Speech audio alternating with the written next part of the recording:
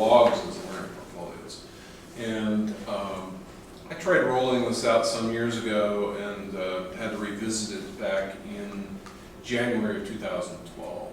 That's when I started back up, figured that everything kind of fell into place. I had the right students to try it out with, and I had a cohort in the shop, and then I had a cohort out in internship that I really wanted to see some reporting on their learning, and a minor portion of that is tracking hours. So there's a number of ways I sold this to the students. And so I'd like to go through, I have a 3-minute video on blogs, and then a 1-minute video from Google, and then some other pages. So let me just start the blog video.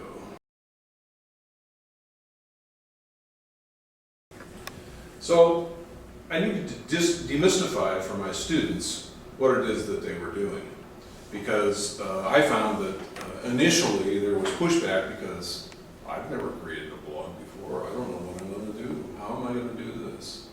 So I put together some help for them.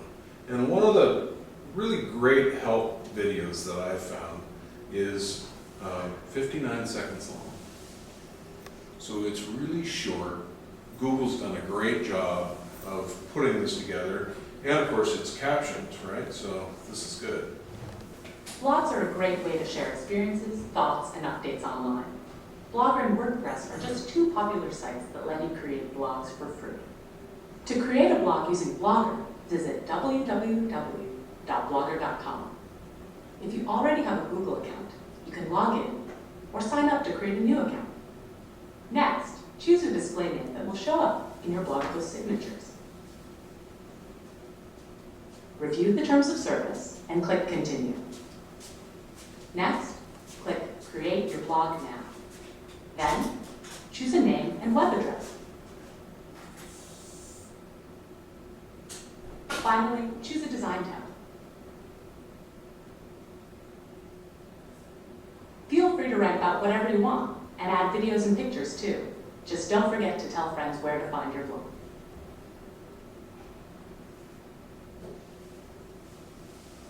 So it really is that simple. And I also sold it by showing them examples of a 3rd grade class doing their own blogs in Australia. And this whole class is blogging. And this is a recent post from March of 2013. So I showed them that 3rd graders are doing this. So as college students, we should be able to do it. So with that groundwork, let me get into a little bit of my presentation. I've kind of shortened the presentation that I give to other instructors, and it's about some of the benefits of being connected socially and our digital footprint. So we all have a digital footprint. We need to drive that digital footprint to the correct places. So that correct place now for many of our students may be, or the place that their digital footprint is currently resides may be Facebook. And maybe that's not the best place. And maybe they haven't done the best job of their maintaining their digital footprint. So I really want to have my students begin to think about what it is they're showing the public. Because in an advisory meeting Tuesday this week, all of the employers said that the first place they look is Facebook. When they may interview a prospective student. So if your Facebook doesn't, in the past, may not reflect what you want to have reflected, maybe you should have something else out there, something professional. And so here, we say that they need to enter to learn, but maybe our learning is spread out over other areas. The academy is a little different than it used to be, right? I mean, things are not quite the same. And so I found that in teaching encouraging the students to participate peer-to-peer, the blogs are starting to work real well. Now it's been a year, a little over a year. The first part of creating the blogs were just getting them to write. I've got a list of a rubric that I use, and we'll go over that in a minute. But in the beginning, I had low expectations. I really kept it low. I just wanted to see that they would blog. And then I wanted them to include pictures, possibly videos, and a short reflection on their learning. Because I want them to take the pieces that we've done in the shop, in the lab, in the internships, in the classrooms, and bring those together and be creative about what's going on. So, of course, bringing the whole idea that they may have to learn, unlearn, and relearn some of what they're doing. So I brought in, and when I do this to four other instructors, I try to bring in some teaching things. So I brought in, the way I usually do this is Bloom's taxonomy, and we're always striving to that top step, which is the create step. And maybe we're good at remembering and understanding, and we start to learn to apply and analyze and evaluate. But that creation phase is often, I've found in my discipline, is not that well covered. It's not that well brought out. So I really want them to be able to take their experiences and then write and reflect on them, and put that somewhere so we can hit the target on what their learning is. So this is a little geeky, but this is a project that we did in the shop. We had a particular engine that had a failure. This was a very expensive failure. If you have one of these Ford trucks, I feel for you. So the students came in and through a series of troubleshooting exercises realized that the engine had to be removed. And to remove the engine from this truck, the cab had to be taken off the frame. So it's a large project. And we spent several days, probably a better part of a week, doing all the troubleshooting tests. And it kept leaning back to, we're going to take the engine apart. So, but I wanted them to go through that process. They wanted me to tell them what to do. And I said, no, I'm not going to tell you what to do. Because I don't know. I can't just look and tell. We have to do the troubleshooting process. So not only did I model my learning, because this was a new project for me, I hadn't worked on one of these, but they also got to think about their learning. And, I take most of my own pictures. The problem is that there's a fuel injector that's about $400. The failure to correctly tighten this piece in the engine by someone previous led to about $14,000, $15,000 worth of damage, and actually totaled the truck. And I take some pretty tight pictures and we do some failure analysis and metallurgy also, and that's a cap screw, one little cap screw that was instrumental in the failure. Use a sketch or explain everything to put arrows in to draw attention to some of these pieces. And just another picture of the broken bolt. So this is really geeky stuff. The failure, though, led back to a lack of maintenance. So a large part of what I try to get across to my students is the maintenance of the equipment. So in this photo, which is about this long, is the inside of an oil cooler. So coolant, what you would call antifreeze, from the engine flows in the reddish brown area. Engine oil flows in the clean cut area. The clean cut area is quite clean. The coolant area After a factory flush, that would cost about $1,200 to $1,500. A factory flush, this is what it looks like, and it's still clogged. So this has led to several of the major failures and is in fact a downfall of the engine. So we were able to, as we took the engine apart, we identified some other failures, we found that we had this going on too. So, just trying to get the students to get to this zone. What's this, Vygotsky, I guess, yeah. I'd asked Stu some weeks ago, and he reminded me of Vygotsky. And I tried to take the learner from that outside zone to the next zone in, so that they can be a participant in the learning. Back here. So to summarize that, I'll let you read that real quick. This is the student's experience, and this is his blog.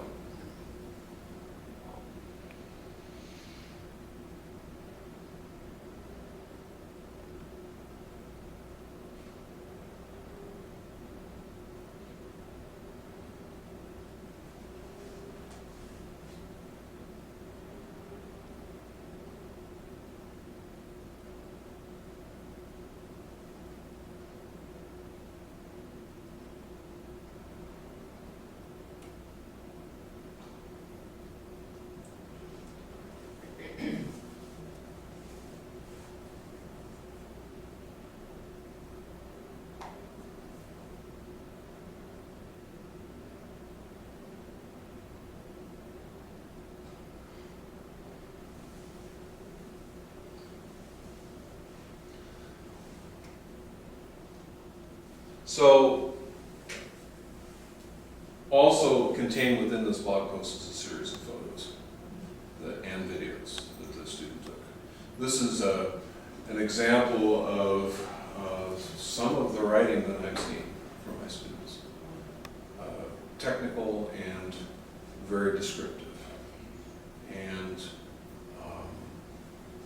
I'm getting a lot of comments back, especially in the middle of the quarter, from a wide variety of students. Man, I really like the blogs.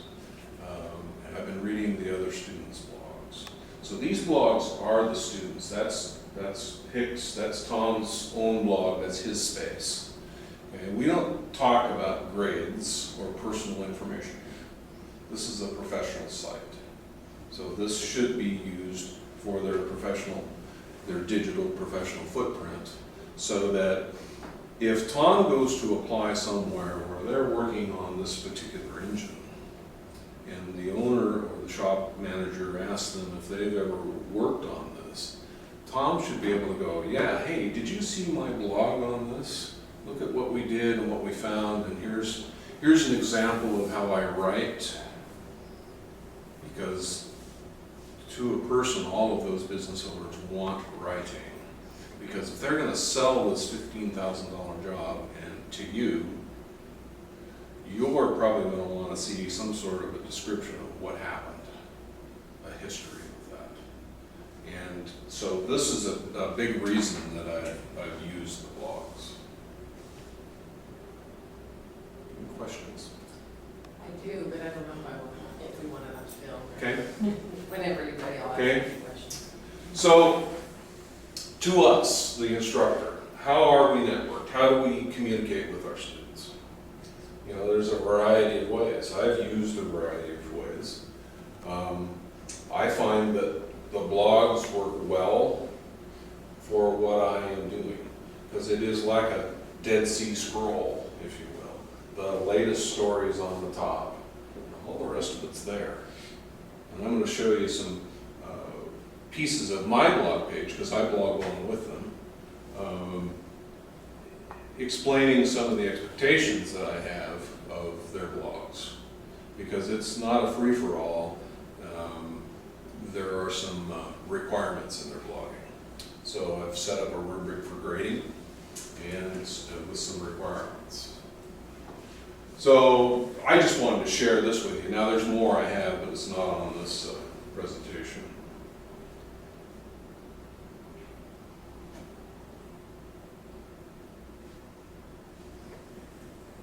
Dean is a part of my personal learning network. I don't know him, we haven't met, but I've met many people through this striving to get blogs out as learning portfolios. Okay, so in that information, I'll go to this website. I've created my own domain where I have documented the background behind this work. So that's at jcurtis.org. I'll get to there in a minute. So let me get out of there, go back over to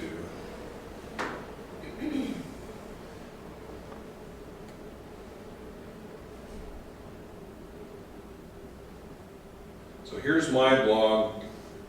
You can see that I keep a current calendar going. So, today, tomorrow will be the Danish Exchange is going to start.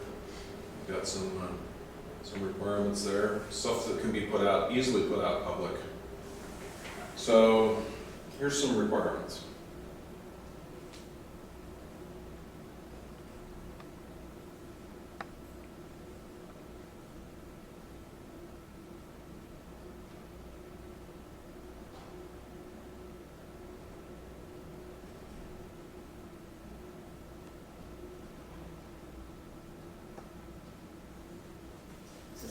The blog instructions for them, or do you have your whole syllabus or class on it? No, I don't have the whole syllabus on the book.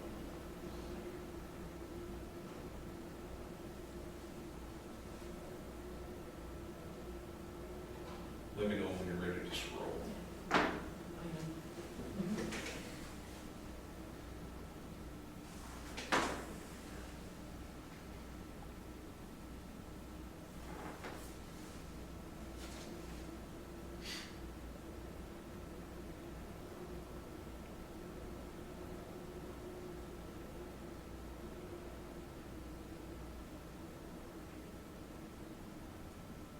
And these are things that we have mainly all agreed on together.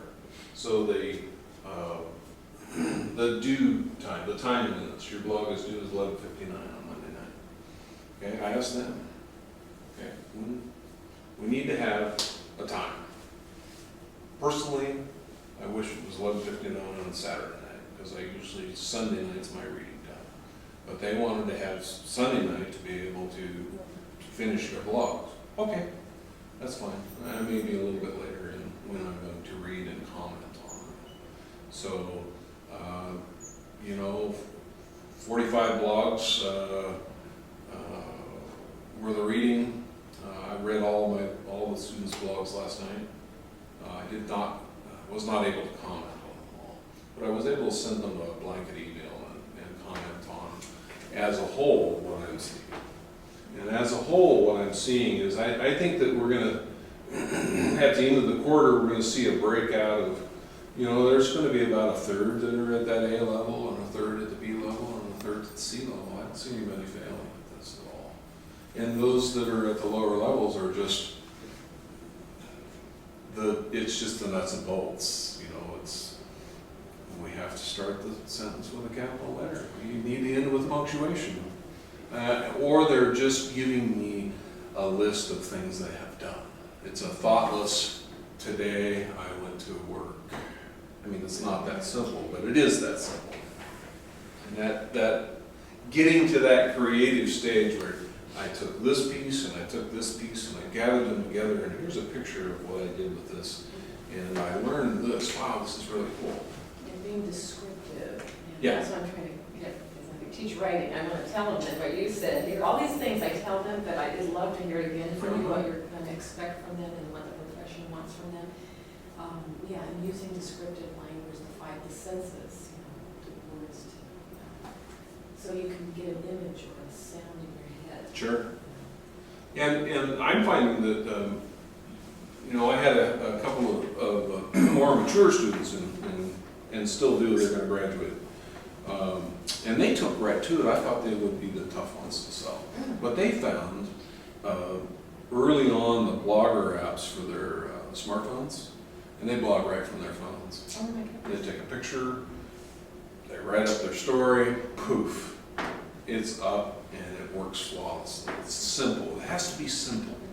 You know, we can't have 17 passwords and, you know, then we get in and, oh, you know, this site's down, you can't get behind the firewall, whatever it is. No, we're not putting any sensitive information here. So why should it be difficult? Do you have to use the same blogging app like Blogger, or can they use WordPress? I have everyone, all of my students, with the exception of one, use Blogger. And I have one that uses WordPress, which is fine. I've thrown those both out. I would prefer to use WordPress. But Blogger is, you know, the virtue of Google putting out those simple instructions. You know, it's just that easy. You know, you can do it. It's simple. There's the Blogger app. It has all those things going for it. That's fine. You know, that's really cool. Another thing, you know, I wanted some structure because I found that, you know, you get 40 different blog addresses and you're trying to tie, the beginning of the quarter, you're trying to tie students' faces with the blog and there's no real name in the, you know, there's no name in the title of my blog that tells them it's me. So what I really wanted them to do is at least put space and then your first name here. And that mostly worked, but we'll work on that. And I've got them all tied to spring quarter 13. So now I can organize them as a list in Google Reader and just read the spring quarter 13. Oh, so that's the benefit of having Blogger, is that what you're saying? Yeah, well, I can compile, it's the benefit of having Google Reader, which goes away in June or July. Oh, okay, okay. I can compile them in a reading list as such. Now, I actually will have a capture of that. Oh, and then we talked about this.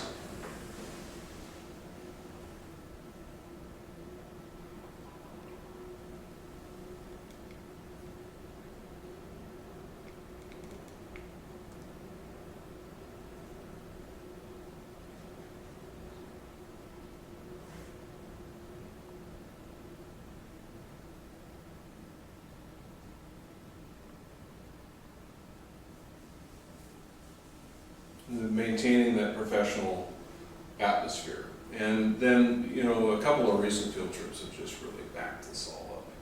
You know, I told the business owners what I'm doing.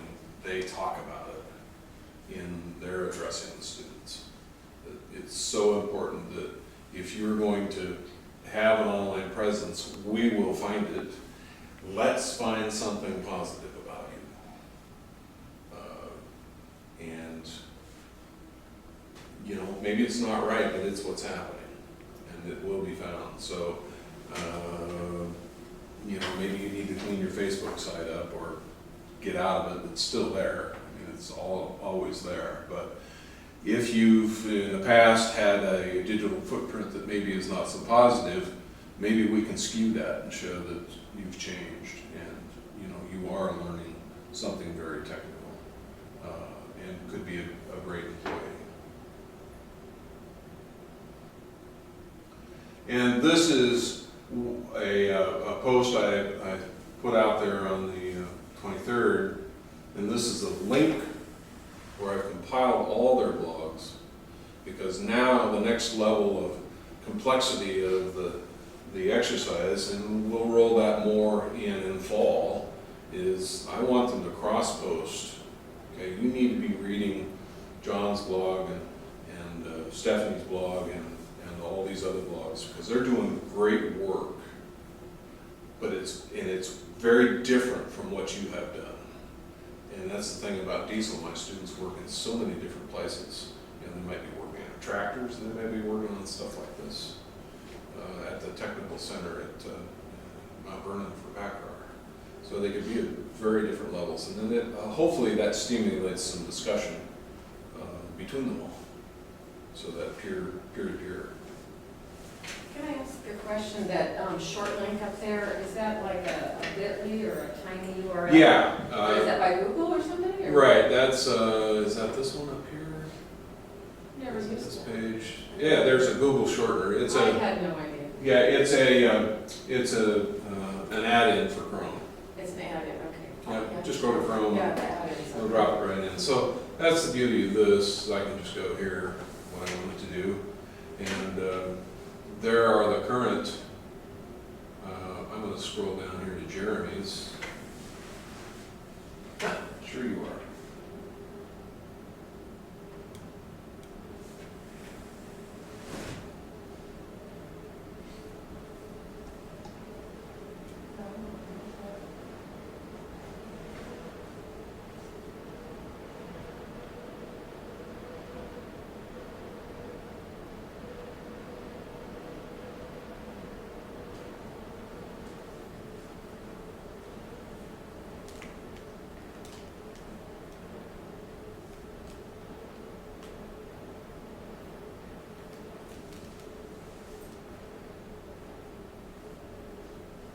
As they're doing their internships, do the employers have access to their blogs during that, or? They can.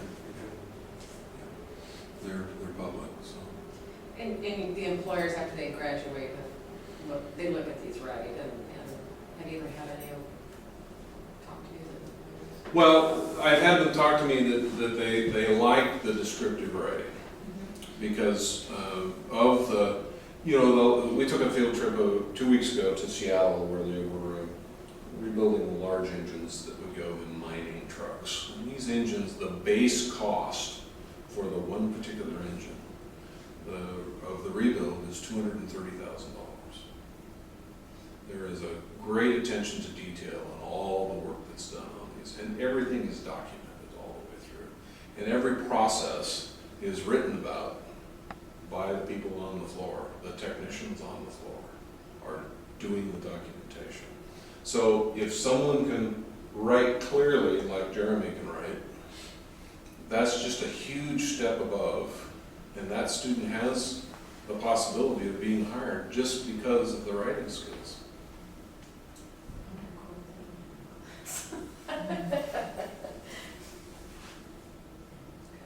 So, and then to be able to go out and get a very pertinent image, because we've been talking about microns and contamination control. Do you care that if they don't reference it, or? Well, probably should have referenced it. Yeah, that's probably another discussion. Yeah. You know, we actually do discuss that, but, you know, he's probably looking beyond that. So, you know, he's got some of his own, these are just, this is our field trip. So they're including a lot of their own images, which I thoroughly encourage. Yeah. Okay. In summation, I'm really happy with the blogs. The downside, I suppose, would be the amount of work to read them, but then that's also the upside too, because you see, you know, often I'll read a blog and I go, wow, I didn't realize that this had such an impact, or that they didn't know this, or this made a difference. Okay, so I can pull that in, I can work on that. I can change the way that I'm trying to encourage their learning. You know, I hesitate to say teaching, but it's this encouragement of learning that goes on. And this has just been cool. I mean, it's been really cool. And it's theirs when they leave. You know, this isn't locked up behind a firewall that, you know, is going to be purged from the system at the end of the quarter. You know, I think that's just so important that the student has access to their work for a long time.